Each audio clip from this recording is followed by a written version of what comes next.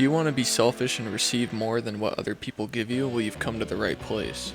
I am Venom Surge and welcome to my Elder Scrolls Online series. This is a series where we check out random sets from Elder Scrolls Online, specifically the non-popular ones, and we try to make a build out of them no matter how crappy the set may be. Today's set is Order of Diagna. This comes from Alik'r Desert and it is a heavy armor set. You can buy this off of traders and or farm it yourself from the normal overland bosses and delves. This gives you max health, healing taken, 5% healing taken, which is 1% more, and then you gain minor vitality at all times, increasing your healing received by 8%. This is very much focused on when we take in heals, we get more out of it than what other people are actually giving us. So I paired this with Leeching Plate. This is a set from Imperial City Prison. You can get it on normal or vet, but when you do the main quest, you actually get a shield, and we are using a Leeching Shield. The cool thing is the shield will actually talk to you. It has the soul of the warden, so it's a very cool shield, definitely worth getting. This set gives you max health, healing taken again, max health.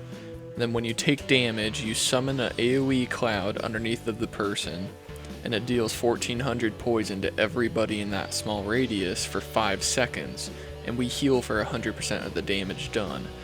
The damage scales off of your max health, and this heal, we actually take in more than what it's going to be giving us because of the healing taken and received stuff that we get for bonuses. Our monster set is not super popular, but it is kind of around this build. We are using Scourge Harvester.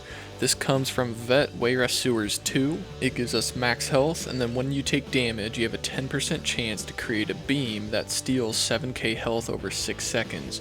We also get major vitality, increasing our healing received by a further 16%. The beam will break, however, if we move farther than 8 meters away from the enemy. This also scales off of our max health. So as an example, this skill here says that it will heal us for 2.5k health every second. We take 3.5k. That is almost 1,000 more health that we're taking in flat out. And if we can get a crit, as you saw right there, 5k. Now, we are using infused on all the big pieces, the helmet, chest, and legs, and then sturdy on all the small pieces. On our mace, we are using defending for the trait purely because we are just under cap without it, and you would need to use CP if you want to get fully up to cap on our resistances. On our shield, we are using divines and max mag. The max mag is so that way we can put out all of our buffs right in one shot and not have to wait for a recovery proc. On our back bar, we are using an infused crusher ice staff that will help bring the target's resistances down to from 2k. All of the armor is max health enchants. All of the jewelry is healthy for the trait and magicka recovery for the enchant. Now our buffs are a little weird on our front bar. We have some slottable stuff that gives us extra buffs. So on our front bar, here's what our stats look like. And on my back bar, here's what they look like. And this is unbuffed. Feel free to pause the video when you need to. This is the buffed front bar stats. And this is the buffed back bar stats.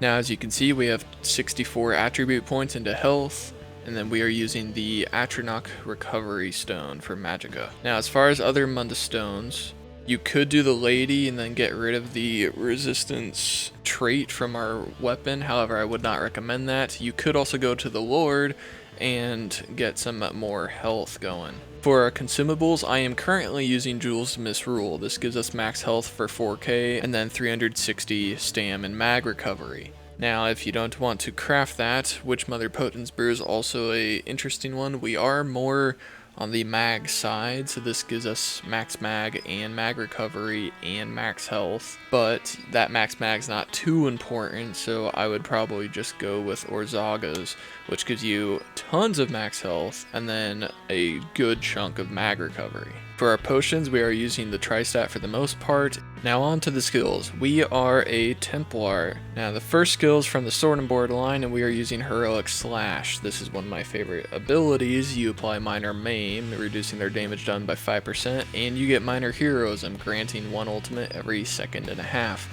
Very nice, just keep it up every 12 seconds and there's no problem. Although I have trouble keeping it up for more than 12 seconds. But next up in the Restoring Light, we are using Radiant Aura. This is why we have a lot of extra buffs on our front bar. So when you hit this, first of all, it is free and it's in a big radius. You apply Minor Magicka Steal to all enemies around you for 20 seconds. So whenever you or your allies hit the enemies, you restore 168 Magicka every second. While slotted, which is only on our front bar, so you don't get it on the back bar, you gain all 3 of these buffs that basically increase your pool's recoveries. Back into the Sword and Board line, we are using Defensive Stance. This is one of my favorite wards in the game. You get a shield that blocks 18.5k damage. This also increases the more max health you get. You reflect the next projectile at you once per cast, and while you have a shield equipped, which we do, your damage block is increased by 10% and reduces the cost of blocking by 10%. Now, because I am a ward lover, I run 2 wards, and another one is mag. This is a very powerful ward. So it is mag based, but you can actually keep this one up more than the other. And while the default tooltip says it's about 18k, which is 500 less than the other one, when you activate this, you damage everybody around you for 3k, and each enemy hit increases the shield strength by 20, and there's no named cap on this. I don't know if there is a cap on it, but even if you hit one enemy, this ward is much better than the other one. Back into the Sword and Board line, we are using Pierce Armor. This is probably one of the first things you'll want to get. This allows you to taunt people for very cheap, and it reduces their resistances by a lot, and you combine that with the Crusher that's infused, their resistances are pretty much gone, your enemies are naked. For your front bar, you have a couple of options. So we are using Solar Disturbance for the front bar ulti. This does 2k damage every second and applies Major Maim to everybody in there for 12 seconds. Even if they leave the area, it stays on them for 12 seconds. An ally can activate a synergy that does 5k damage to everybody and stuns everybody. If you don't want to do this, you can do Aggressive Horn in the Assault line. This increases everybody's max mag and stam by 10%, and we all gain Major Force, which allows you to get a lot more crit damage. On our back bar, we're going into Restoring Light and getting Extended Ritual. This is one of the longer duration abilities that you can cast for a lot of mag. You cleanse up to 5 negative effects instantly and heal everybody for 1.6k every 2 seconds. It's not a lot of healing, but remember, we get extra healing when we activate this, so we're actually gaining 2.3k. So for us, it's quite a bit more. People can also activate a synergy to cleanse them from all negative effects and heal for 3.7k health. Into the Destro staff tree, we are using Elemental Blockade. The only thing important about this is when you hit it, it activates your enchant. That is why we have this. It does give you a 16k shield that blocks projectiles, so that is very nice, and you can immobilize people with this thing, so it's good for CC and making everybody feel more naked. Back into Restoring Light, we are using Channeled Focus. This is another one of our long-lasting buffs, but it's very cheap. It gives us Major Resolve, which gives us tons of resistances. You also recover 240 magicka every second. Here's the important thing about this.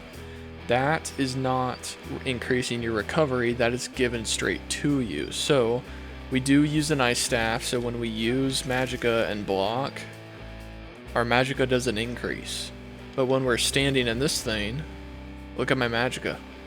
It's increasing because this thing is giving me magicka. Now, if you can use the Stam version, and it will do the same thing for your Stam side. I, however, stay on my Stam side, but I like that extra magicka so I can use my Sun Shield a lot more often. You also heal for 2.6k every second, and that increases off of your max health again. Down into the Undaunted line, we are using Inner Rage. This taunts an enemy at long range. does not debuff them, but an ally can do a synergy to do more damage. Also in Undaunted, we are using Overflowing Altar. This applies minor lifesteal, which healing taken actually does affect this, so we can get a lot more than 600 when we damage somebody. So we have minor Magicka steal and minor life steal to everybody in an AoE, to all enemies. Everybody's doing that. It is amazing. Allies can also synergize to heal for 65% of their max health. That is amazing. For our back bar ulti, this is in case things get extremely bad. It's not a great heal compared to actual healers, but you heal 5k every second for 8 seconds. You can't do anything other than this ulti though, so be careful when you use it. Now into the CP. The green CP doesn't really matter. The only important things I'd get is reduce your fall damage taken. Steed's Blessing is amazing. It allows you to get from place to place quicker outside of combat, which helps in PvP and PvE inside of dungeons. Get Treasure Hunter. This gets better quality of items and chests. Gifted Rider allows you to just ride faster, and then War Mount makes it so your stamina doesn't be used while outside of combat on your mount. In the blue tree, get all the passes when you can, but come straight into Staving Death. And then you do want to pick up the Healing Taken and everything, but we're getting Ironclad. For PvE, almost everything is direct damage attacks, so this is massive. Then we're going to come out here and get Unassailable. This decreases AoE attacks by 10%. A lot of boss attacks that are pretty hard nukes. If you don't get out of it, this will help protect you. Duelist Rebuff, also single target attacks. If you're the main tank, the boss will mainly be targeting you, so you'll be taking a lot of boss attacks. This helps a lot. Now this is where you had an option. You could use Bulwark to get 2k more resistances, so you don't have to do the trait on the shield. But because of the trait, I find that it's better to just do Enduring Resolve, which makes less damage taken from DOTs. In the red tree, get more armor, get more max health. Get all the passes when you can. You guys have a couple of options in here. So currently, I am coming up here and then getting bashed in, so my shields are better. If you guys don't like shields, which a lot of people don't, Survival Instincts is pretty good whenever you have a status effect on you, which you shouldn't too often, because we can purge ourselves, so that's why I didn't take it in this case, but usually I would take it, because it'll help with your bashing, your blocking, roll dodge, whatever. And we're going to also come over here into Walking Fortress and take Ward Master once again, because I love wards. Some other good options is Slippery, so you can automatically break free. We don't often roll dodge as a heavy armor tank, so roll dodge is very expensive. You could also do Hardened, that is also amazing. Increases your crowd control immunity by 15% at max level. Now into the passes. I will only cover the passes that actually apply to this build and really affect us. Obviously, at some point, it is nice to get all of your passes. Everything will affect you, but I am only going to talk about the major ones. Spear Ball is actually pretty important. You get minor protection when you activate Adric Spear ability. Our ward lasts for 6 seconds, and it is one, so just spam your ward, you get minor protection at all times. Balanced Warrior is also pretty nice. It allows you to get some more resistances. In Dawn's Wrath, get Enduring Raise. This increases the duration of your ulti, and that's pretty much all you use if you do use it. If you don't use it, don't bother. Same thing with Prism. If you're not using the ulti from here, this won't affect you. Restoring Spirit's the only thing I would focus on getting. It reduces your cost of all abilities by 5%. Into Restoring Light, I would get everything in here. Mending allows you to heal a lot more depending on how weak people are. That includes yourself. Sacred Ground is amazing. This gives us additional bonuses when we're standing in our big healing AoEs, which you want to be. Lightweaver is also pretty good. You get an additional 33,000 physical and spell resist, which is useless in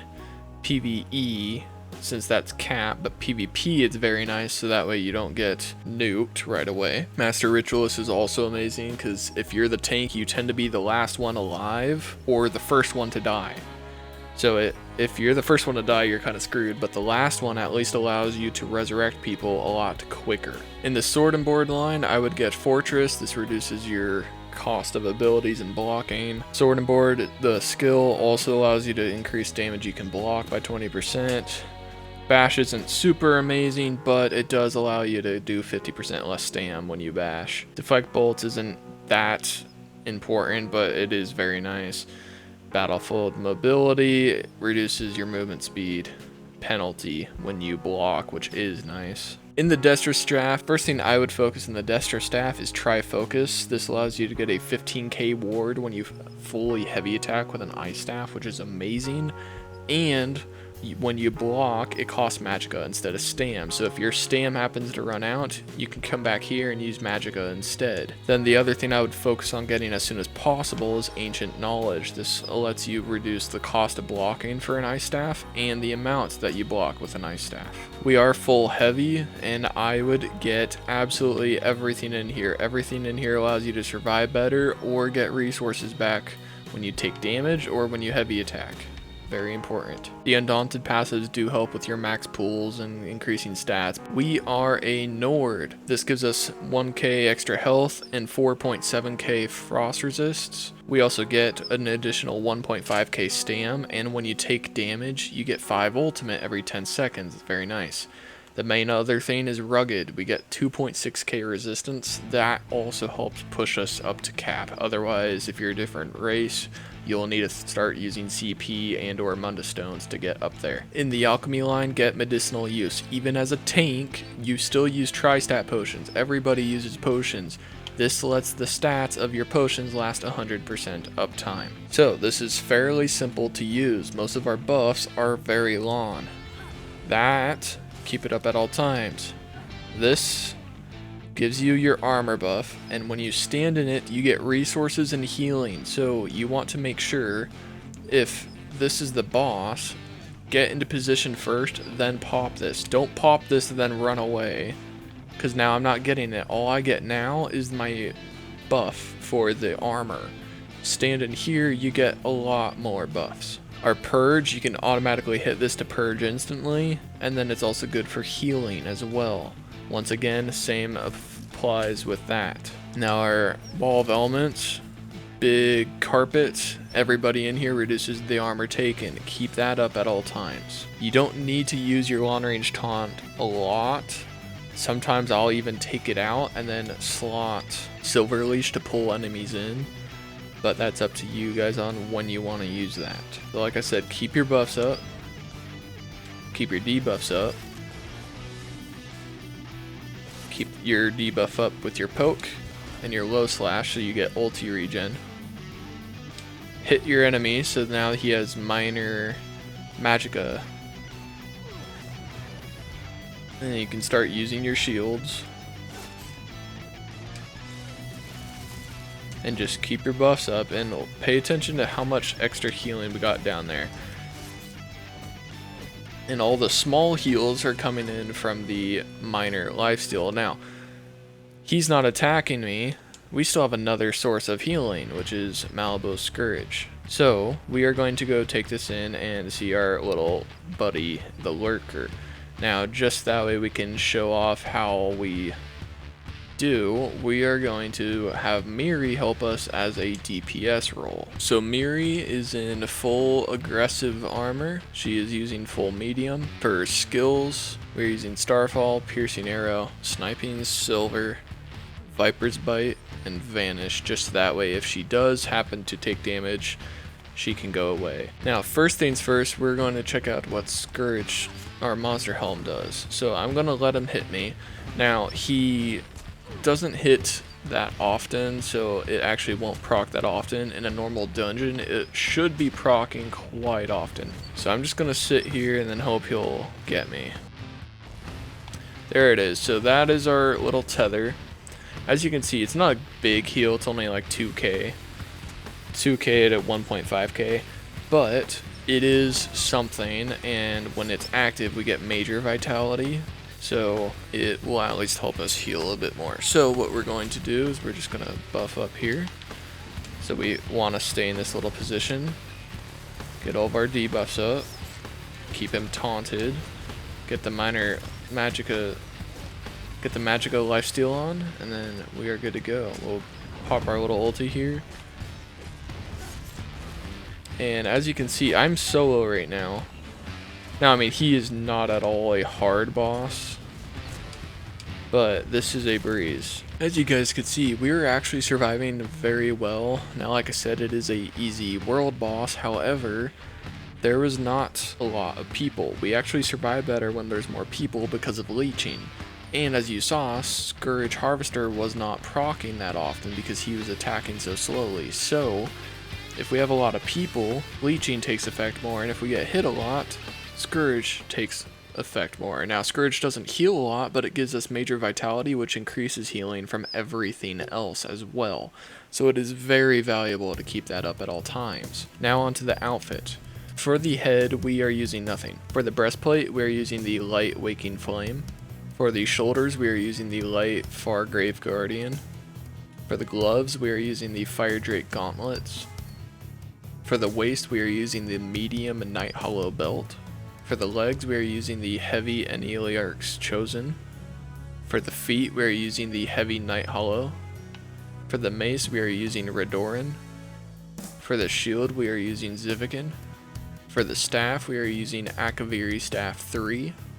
For the dark black, we are using Thalmor Black across the whole majority. For the red that you can see on the inside of the gauntlets and on the back of the boots, we are using Scintillating Scarlet. And then on the shield, we have a slightly lighter gray in the center, and that is Prefix Gray. Now, we are using Blood Rune body markings that creates the kind of red paint that goes down the shoulder and the center of my torso. And I'll scroll back through so you guys can check out the color combos.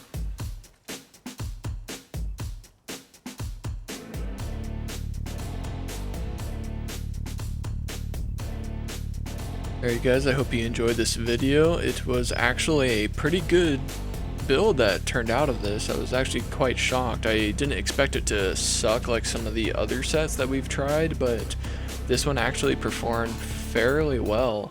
And I feel like if you were to take this into PvE and probably PvP, it would actually perform quite well, especially because the healing received helps in PvP. Like and subscribe if you guys want to see more of this content. If there is any other set in ESO that you guys would like me to check out, leave it down in the comments and I will be sure to check it out for some of my next upcoming videos. So I will see you guys next time.